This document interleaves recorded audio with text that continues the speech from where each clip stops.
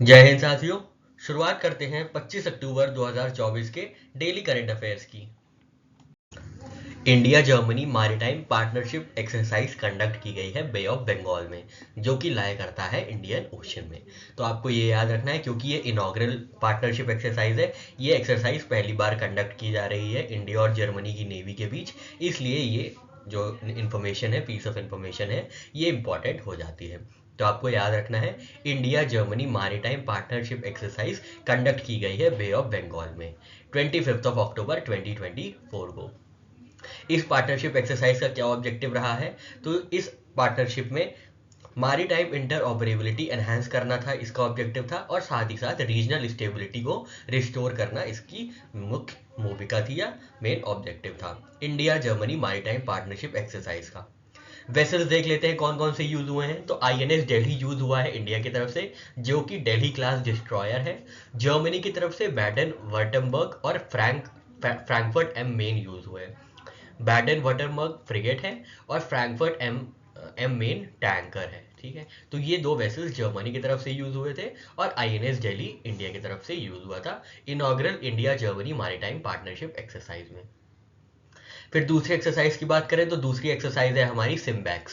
SIMBEX क्या है? S से है सिंगापुर, आई से है इंडिया, एम से है मैरीटाइम, बी से है बायलैटरल और ई एक्स से है एक्सरसाइज। तो Singapore India maritime bilateral exercise कौन सा एडिशन हुआ है? तो 31st एडिशन हुआ है या हो रहा है। अक्टूबर 23 से अक्टूबर 29 2024 के बीच ये कंडक्ट किया जाएगा। कहाँ पे? ईस्टर्न नेवल कमांड विशाखापट्टनम में। ठीक है, ये बात आपको याद रखनी है। ईस्टर्न नेवल कमांड विशाखापट्टनम में सिम्बैक्स एक्सरसाइज कंडक्ट की जाएगी। कौन सा एडिशन? तो 31st एडिशन। इसमें कौन कौन से वेसल्स यूज होंगे? तो आरएसएस टेनेशियस, ये सिंगापुर की शिप है आरएसएस टेनेशियस, और इंडिया की है Indian naval ship Shivalik, INS Shivalik. तो ये भी हल्का सा ध्यान दीजिएगा। वैसे हालांकि अभी पूछा नहीं गया है इस लेवल पे जाके एग्जाम में, पर हो सकता है आपसे कभी भी पूछ ले, कभी भी एग्जाम का लेवल बढ़ जाए। तो साथ ही साथ आपको वेसल्स भी याद रखने हैं कि कौन से वेसल्स, कौन से पर्टिकुलर वेसल्स कौन सी पर्टिकुलर एक्सरसाइजेज में यूज हुए हैं। आईआईएम शिलोंग और सिडबी के बीच एक कोलैबोरेशन हुआ है नॉर्थ ईस्ट में एंटरप्रेन्योरशिप को एनहांस करने के लिए। ठीक है, तो आपको याद रखना है आईआईएम शिलोंग और सिडबी। सिडबी क्या है? Small industrial development Bank of India है। इन दोनों के बीच कोलैबोरेशन हुआ है एंटरप्रेन्योरशिप एनहांस करने के लिए, प्रमोट करने के लिए। किस एरिया में? तो नॉर्थ ईस्ट एरिया में। आपको ये याद रखना है। इनिशिएटिव का क्या नाम है? Entrepreneurship and incubation program. Collaborating partners कौन कौन से हैं? तो India Institute of Management Shillong and Small Industries Development Bank of India SIDBI. तो फाउंडेशन इसमें कौन सी इन्वॉल्व है? IIM Shillong foundation for incubation and enterprise. ठीक है, लॉन्च डेट आज ही की है, 25 अक्टूबर 2024 को ये लॉन्च किया गया है। कौन सा मॉडल इसमें यूज किया जाएगा कोलैबोरेशन में? Skill to enterprise model, STEM model. ठीक है, ये हल्का सा याद रखिएगा, स्किल टू एंटरप्राइज मॉडल। ऐसी स्किल इंपार्ट की जाएंगी जिससे एंटरप्राइज को स्टैब्लिश करने में मदद मिले। ठीक है, क्या होगा इसका objective? Equip aspiring entrepreneurs with skills, mentorship and incubation support to foster sustainable business growth. ठीक है, तो जो भी एस्पायरिंग एंटरप्रेन्योर्स हैं उनको ऐसी स्किल्स, मेंटरशिप और इंक्यूबेशन सपोर्ट दिया जाएगा जिससे वो एक सस्टेनेबल बिजनेस को स्टैब्लिश करने में और उसको ग्रो करने में उनको आसानी हो। ठीक है, टारगेट रीजन क्या है? नॉर्थ ईस्ट इंडिया, ये बात याद रखिएगा।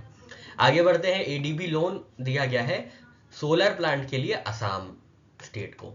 ठीक है, ये बात याद रखनी है आपको कि एशियन डेवलपमेंट बैंक ने लोन दिया है 500 मेगावाट सोलर प्लांट के लिए। कहाँ पे? आसाम में। ठीक है, loan sanction by Asian development bank.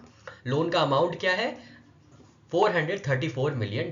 ठीक है, हल्का सा लोन का अमाउंट भी याद रखिएगा कि लगभग $430 मिलियन दिए गए हैं एडीबी की तरफ से, एशियन डेवलपमेंट बैंक की तरफ से, सोलर प्लांट को डेवलप करने के लिए। कितने मेगावाट के? 500 मेगावाट के।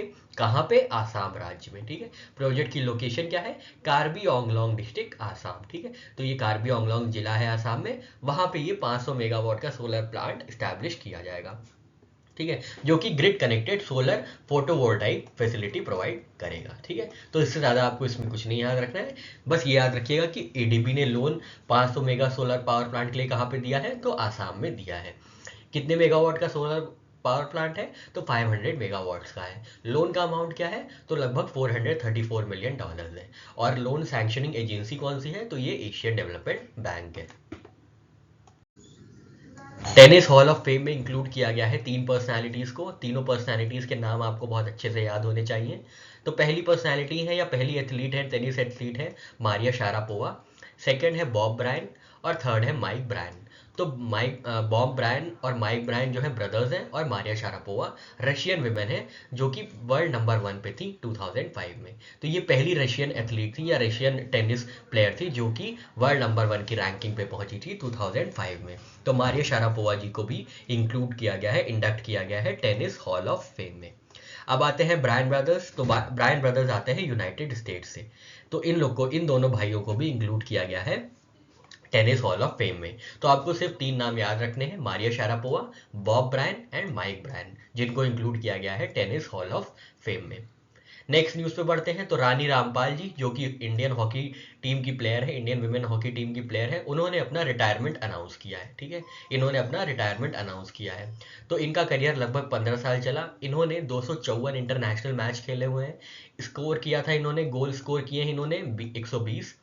254 मैचेस में इन्होंने 120 गोल को स्कोर किए हैं। निक नेम क्या है इनका, क्वीन ऑफ इंडियन हॉकी। तो आपको याद रखना है क्वीन ऑफ इंडियन हॉकी किसको जाना जाता है, किसको जाना जाता है क्वीन ऑफ इंडियन हॉकी के नाम से, तो रानी रामपाल जी को जाना जाता है। ठीक है, इन्होंने टोक्यो 2020 ओलंपिक्स में इंडियन वुमेन्स टीम को लीड किया था और इंडियन वुमेन्स टीम जो है 4th प्लेस में फिनिश की थी टोक्यो 2020 ओलंपिक्स में। तो ये बहुत बड़ी एक अचीवमेंट है इनके लिए। ठीक है, इनका बर्थ प्लेस है हरियाणा, तो ये हरियाणा से आती है रानी रामपाल। तो ये बात आपको याद रखनी है। आगे बढ़ते हैं। इंडिया की मेंस फुटबॉल टीम की फीफा रैंकिंग हो गई है 125th। तो इस साल की इंडियन मेंस फुटबॉल टीम की जो रैंकिंग है वो 125th है। 2023 में ये रैंकिंग 126 थी। ठीक है, तो ये आज ही के दिन पब्लिश किया गया था 25 अक्टूबर 2024 को। नई FIFA rank India mains football team की है 125th। एक साल पहले ये 126 थी, मतलब 2023 में इंडिया मेन फुटबॉल टीम की जो रैंकिंग थी वो 123 थी। इंडियन मेंस फुटबॉल टीम के कोच हैं मनालो मार्कीज। ठीक है, मनालो मार्कीज जो है इंडिया के कोच हैं, ये बात याद रखिएगा। टॉप 5 टीम्स की बात करें तो पहले नंबर पे है अर्जेंटीना, सेकंड पे है फ्रांस, थर्ड पे है स्पेन, 4th पे है इंग्लैंड और 5th पे है ब्राजील। तो ये टॉप 5 टीम्स है 5 टीम्स है फीफा रैंकिंग्स में। इंडिया की जो रैंकिंग है वो 125th है। आईसीसी वर्ल्ड टेस्ट चैंपियनशिप में सबसे ज्यादा विकेट लेने वाले जो खिलाड़ी बने हैं वो है भारत के रविचंद्रन अश्विन। इन्होंने नाथन लियोन का रिकॉर्ड तोड़ा है। तो बात कर लेते हैं इसके बारे में। रविचंद्रन अश्विन बने हैं हाईएस्ट विकेट टेकर, सबसे ज्यादा विकेट लेने वाले किसमें, आईसीसी वर्ल्ड टेस्ट चैंपियनशिप में। ठीक है, तो वर्ल्ड टेस्ट चैंपियनशिप में सबसे ज्यादा विकेट लेने वाले जो खिलाड़ी बने हैं वो बने हैं रविचंद्रन अश्विन। और ये कारनामा उन्होंने किस टीम के खिलाफ किया है, तो न्यूजीलैंड के खिलाफ किया है। आपको पता होगा, अगर आप क्रिकेट में दिलचस्पी रखते हैं तो आप जानते होंगे कि इंडिया और न्यूजीलैंड का मैच टेस्ट सीरीज चल रही है और इसी टेस्ट सीरीज में उन्होंने क्या किया है, उन्होंने विकेट लिया था, जिसके बाद से उन्होंने टोटल 189 विकेट्स लिए हैं वर्ल्ड टेस्ट चैंपियनशिप में। इससे पहले जो रिकॉर्ड होल्डर थे वो थे नाथन लियोन ऑस्ट्रेलिया के, जिनके पास 187 विकेट्स थे।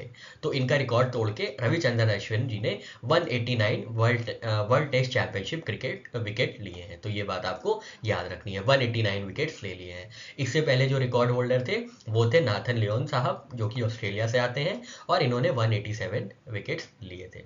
ठीक है, most wickets in ICC world test championship की बात करें तो सबसे ऊपर है रविचंद्रन अश्विन विद 189 विकेट्स। इसके बाद है नाथन लियोन 187 विकेट्स। इसके बाद है पैट कमिंस 175 विकेट्स लिए। इसके बाद है मिचेल स्टार्क 147 विकेट्स और लास्ट में है, मतलब 5th नंबर पे है स्टुअर्ट ब्रॉड जिन्होंने 134 विकेट्स लिए थे वर्ल्ड टेस्ट चैंपियनशिप में। हिंडाल्को इंडस्ट्रीज लिमिटेड ने ज्वाइन किया है इंटरनेशनल कॉपर एसोसिएशन। तो आपको ये याद रखना है हिंडाल्को ने क्या ज्वाइन किया है या किस इंडियन ऑर्गेनाइजेशन ने या इंडियन कंपनी ने ज्वाइन किया है इंटरनेशनल कॉपर एसोसिएशन। तो ये ज्वाइन करने वाली कॉपर एसोसिएशन को ज्वाइन करने वाले जो इंडस्ट्रीज है वो है हिंडाल्को इंडस्ट्रीज, ये बात याद रखिएगा। ठीक है। कौन सी ऑर्गेनाइजेशन ज्वाइन की है? तो international copper association. International copper association का हेडक्वार्टर्स कहाँ है? तो ये वॉशिंगटन डीसी यूएसए में इसका हेडक्वार्टर्स है। कितने मेंबर्स हैं? तो अक्रॉस अराउंड 33 मेंबर्स हैं अक्रॉस 6 कॉन्टिनेंट्स। तो ये बात आपको याद रखनी है कि 33 मेंबर ऑर्गेनाइजेशंस हैं अक्रॉस 6 कॉन्टिनेंट्स।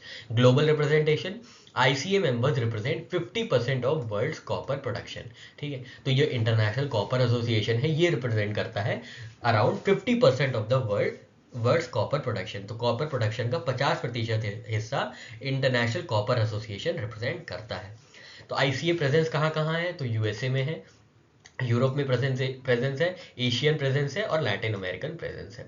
ICA का फोकस क्या है इंटरनेशनल कॉपर एसोसिएशन का? कि सस्टेनेबल और रिस्पॉन्सिबल तरीके से कॉपर को प्रोड्यूस किया जाए, जो कॉपर प्रोडक्शन प्रैक्टिसेस हो वो सस्टेनेबल हो और रिस्पॉन्सिबल हो। बात कर लेते हैं हिंडाल्को इंडस्ट्रीज की। तो हिंडाल्को इंडस्ट्रीज इस्टेब्लिश की गई थी 1958 में। इनकी पेरेंट ग्रुप है आदित्य बिरला ग्रुप और ये ग्लोबल लीडर है in copper and aluminium production. ये बात आपको याद रखनी है, कॉपर एंड एल्यूमिनियम प्रोडक्शन में ग्लोबल लीडर है हिंडाल्को इंडस्ट्रीज। इस्टेब्लिश की गई थी 1958 में। ऑबिचुअरी की बात करें तो रॉन इलाई जी का निधन हो चुका है 86 वर्ष की उम्र में, 86 साल की उम्र में उनका निधन हो चुका है रॉन इलाई जी का।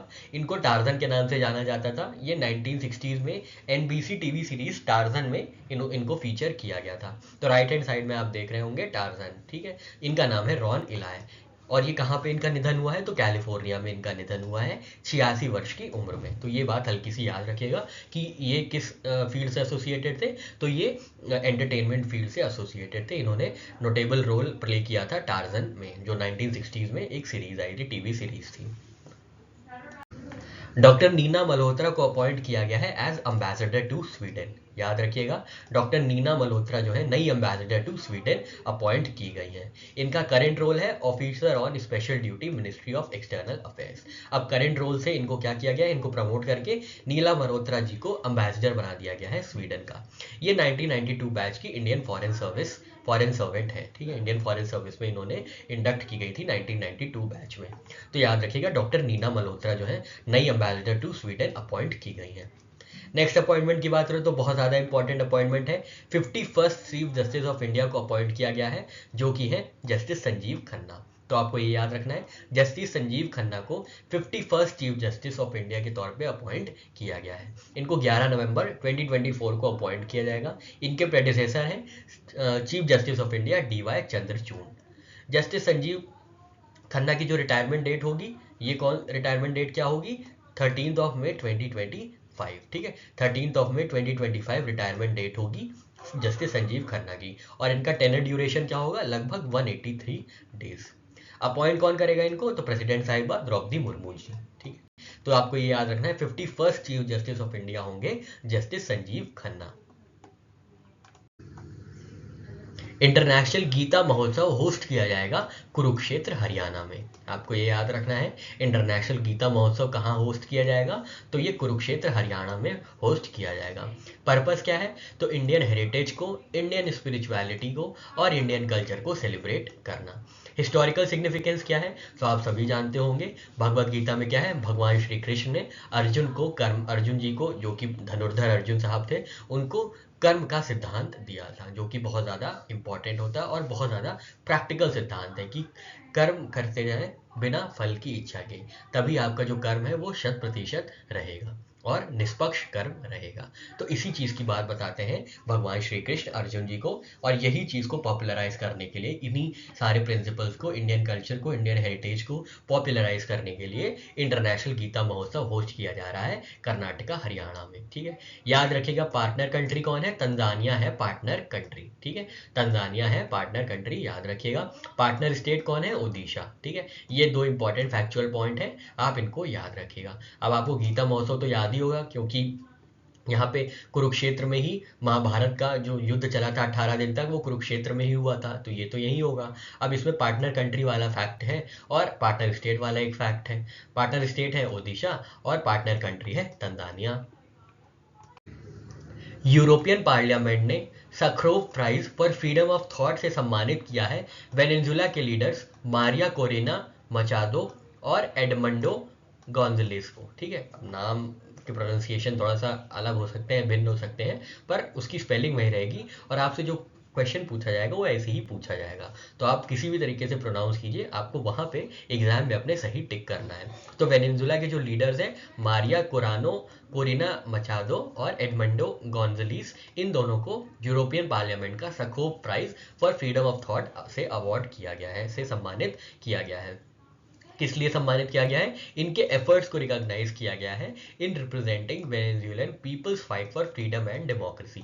तो फ्रीडम और डेमोक्रेसी के लिए इनकी फाइट को रिकॉग्नाइज किया गया है, इनके एफर्ट्स को रिकॉग्नाइज किया गया है और इसीलिए इनको सम्मानित किया गया है Sakharov prize for freedom of thought से। ठीक है, European Parliament Sakharov prize for freedom of thought से किसको किसको? वेनेजुएला लीडर्स हैं Mariana Corina Machado and Edmundo Gonzalez को। ठीक है, Sakharov prize for freedom of thought establish किया गया था 1988 में और पहली बार नेल्सन मंडेला जी को दिया गया था और एनाटोली मार्चेंको को। ठीक है, तो हल्का सा बस याद रखिएगा, ये बहुत क्रूशियल पीस ऑफ इन्फॉर्मेशन नहीं है, बस आप ऐसे ही पासिंग इन्फॉर्मेशन देख लीजिएगा कि सखरोव प्राइज जो है स्टैब्लिश किया गया था 1988 में और पहले रिसिपिएंट जो थे वो नेल्सन मंडेला जी थे और एनाटोली मार्चेंको थी। ठीक है, इसका पर्पस क्या है? तो इसका पर्पस यही है, जो भी फ्रीडम ऑफ थॉट के लिए लड़ाई करता है, राइट्स के लिए लड़ाई करता है, उनके लिए अपनी आवाज़ उठाता है, उन्हीं को ये उनके एफर्ट्स को रिकॉग्नाइज किया जाता है।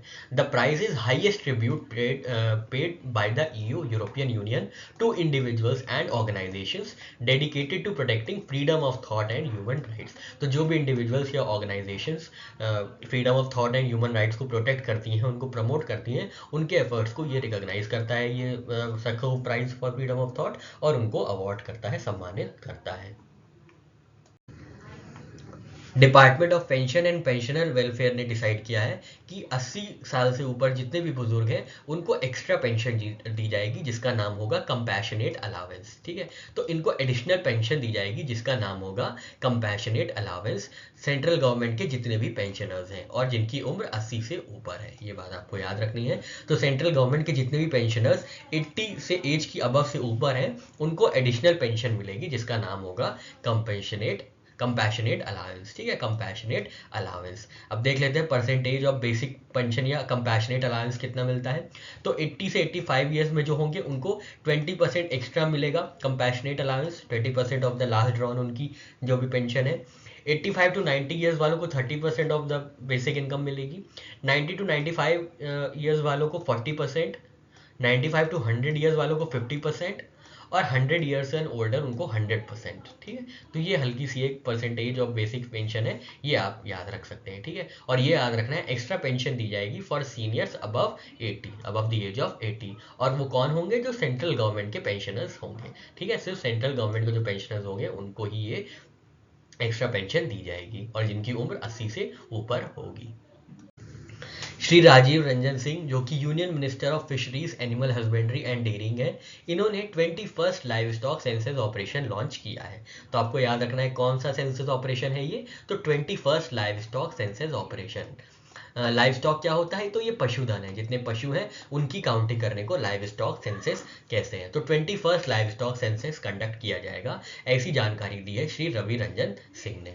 हिस्टोरिकल बैकग्राउंड देख लें तो 1919 से शुरू हुआ था लाइव स्टॉक सेंसस का सिलसिला और हर 5 साल ये कंडक्ट किया जाता है। ठीक है, ये बात याद रखनी है आपको, हर 5 साल में कंडक्ट किया जाता है और 1919 में शुरू किया गया था। ये 21st एडिशन लॉन्च किया गया है। ये अक्टूबर 2024 से फरवरी 2025 तक ये ड्यूरेशन रहेगा, इसका लाइव स्टॉक सेंसस कंडक्ट किया जाएगा। कौन सी कोलैबोरेटिंग एजेंसीज होंगी इसमें? तो स्टेट की, जो भी स्टेट और यूनियन टेरिटरी की जो भी एनिमल हस्बेंड्री और डेयरिंग डिपार्टमेंट्स हैं वो इसमें पार्टिसिपेट करेंगी। सेंसस प्रोसेस एंड टेक्नोलॉजी क्या होगी? 1 लाख वेटरनेरियंस और पैरा वेटरनेरियंस जाएंगे डोर टू डोर इन्यूमरेशन के लिए। ठीक है, डोर टू डोर, दरवाजे टू दरवाजे जाएंगे और सारे पशुधन जितने भी पशु हैं, भेड़ हैं, बकरी हैं, ये सब हैं, इनको नोट डाउन करेंगे, एन्यूमरेट करेंगे। Data will be collect digitally via mobile devices. Breed data क्या है? Documentation of 219 indigenous breeds across 16 species को डॉक्यूमेंट किया जाएगा, which will be recognised by ICAR, national bureau of animal genetic resources. Unique aspect क्या है इस census का? तो पहली बार इंडिपेंडेंट डॉक्यूमेंटेशन होगा जो भी लाइफ स्टॉक होल्डिंग्स है पैस्टोरलिस्ट की, ठीक है। पैस्टोरलिस्ट जो भी भेड़ बकरी चारे वाले होते हैं, चराने वाले होते हैं, उनका भी डॉक्यूमेंटेशन होगा, उनके पास भी जितनी पशुएं हैं उनको भी डॉक्यूमेंट किया जाएगा।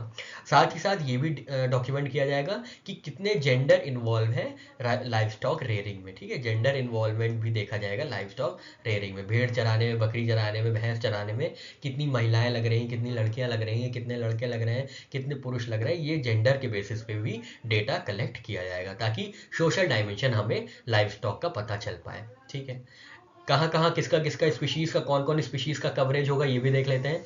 तो जो डेटा है ये 15 लाइफ स्टॉक स्पीशीज में कवर किया जाएगा। कौन कौन? Cattle, buffalo, mithun, yak, sheep, goat, pig, camel, horse, ponies, mule, donkey, dog, rabbit and elephant, ठीक है। तो ये 15 लाइफ स्टॉक स्पीशीज हो गई। और पोल्ट्री स्पीशीज में कौन कौन? Fowl, duck, turkey, geese, quail, guinea fowl, ostrich and emu, ठीक है। तो ये पोल्ट्री स्पीशीज हो गई और ये लाइफ स्टॉक स्पीशीज हो गई। इन सारों का एन्यूमरेशन होगा। तो याद रखिएगा 21st life stock census operation में आ गया है।